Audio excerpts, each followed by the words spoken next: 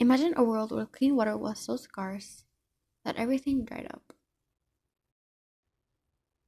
This is a reality for most people living in developing countries, where access to safe drinking water is a fundamental human right that isn't always accomplished.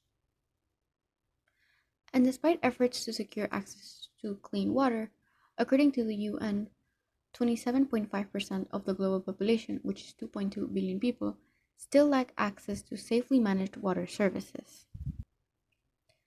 My name is Soina Ante from 11A2. The topic I'll be discussing is industrial pollution, and the issue selected by my team is water pollution due to industries. I will first cover real life cases of water pollution by industries, then discuss the issues that happen with it, and then unfold my proposed solution.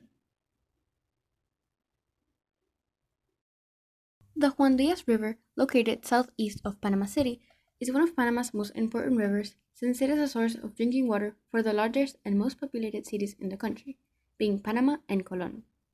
Recently, in July 2023, an oil spill occurred in this river that left murky waters, alarming national entities to investigate the causes and consequences of this contamination. A Panamanian news outlet reported that the company responsible for this went without penalizing from the government. It is estimated that the total waste dumped was 21.54 tons of industrial waste, 40% of which were discarded plastics. This endangered thousands of people who depend on this water for their livelihood. Over in Venezuela, Lake Maracaibo is one of the biggest lakes in South America. Still, for the past decades, it has been subjected to a severe amount of pollution due to the government dumping industrial waste and petroleum into the lake, which have developed into swirls of green and black created by the accumulation of garbage and sewage waste.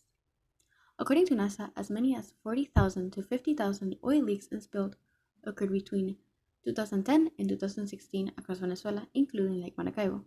But since this is an outdated fact, it has most likely increased. This degradation of water has resulted in a compromised ecosystem where fishing is almost impossible, wildlife struggles, and the water is unusable for locals who live nearby. Let's head over to India, where the Ganges River plays an important role in the country for religious reasons as well as being used for domestic purposes and farms. This is the most polluted river in the country. There's an excess discharge of sewage water, agricultural runoff, industrial waste, and a high amount of plastics that have made their way into the river. This directly impacts 500 million people who rely on it for sustaining livelihoods and watering crops. As seen, there is a multitude of ways in which water becomes polluted due to toxic chemicals, rubbish, bacteria, and parasites. And the culprits of this pollution are mainly industrial wastewater, untreated sewage, the textile industry, manufacturing processes, mining, petrochemicals, marine dumping, and most importantly, the agricultural industry.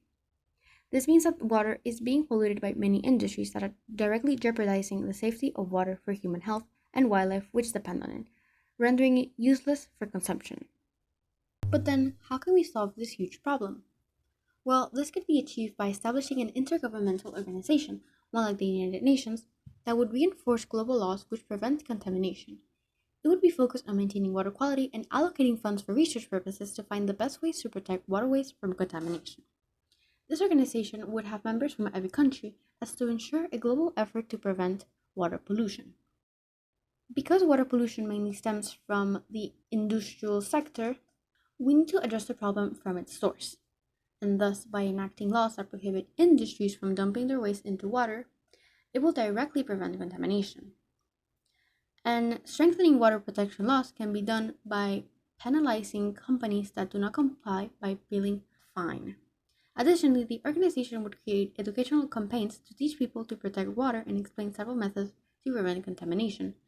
And this would be aimed at communities in areas where water is scarce and or polluted.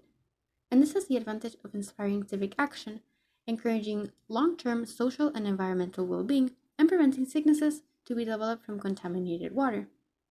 So, if companies cannot discard their waste into water, what can be done with it? One approach to this is installing water treatment facilities in factories, farms, and urban centers so that the wastewater produced can be purified and even used again. Though it would be an investment, this can be proven beneficial because it can save money in the long run, improve efficiency, and reduce operating costs. This would create the opportunity of more jobs for scientists, specialists, as well as positions in charge of maintenance. Another approach is to encourage companies to not use toxic chemicals in their manufacturing processes to produce less waste. This would allow companies to be more sustainable and reduce costs, since the water does not have to be treated. The main obstacles to achieving my solution would be the initial costs of building facilities and maintaining them. Companies would also be difficult to persuade, since the most sustainable and toxic free materials tend to be the most expensive on the market. Nevertheless, my solution would trigger a chain of events that ultimately prevent contamination and maintain a high level of water quality. As a result, my solution is the most effective because even though the change would be slow paced, it would have a long lasting effect to keep the water clean. Not only would it tackle the problem from a micro scale by motivating individuals to be part of the solution, but it also tackles it from a macro scale with companies. Unlike my classmates' solutions, my solution includes political, social, economic aspects, as well as mentioning the increased opportunities, the durability of the solution, and the challenges that could arise.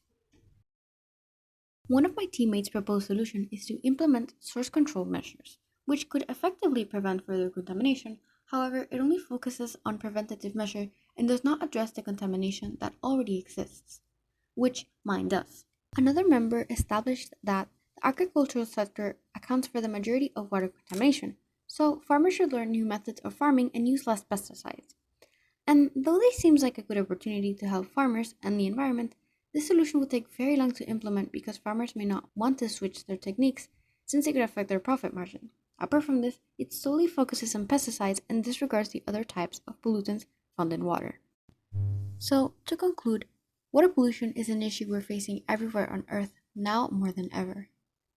Many industries use waterways as dumping sites for their toxic waste, and the consequences are dreadful for the environment and human health.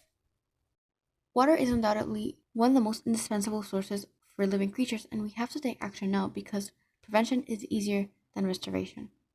So, by implementing my solution, laws would adamantly protect water from industrial contamination, allowing us to be one step closer to a flourishing environment.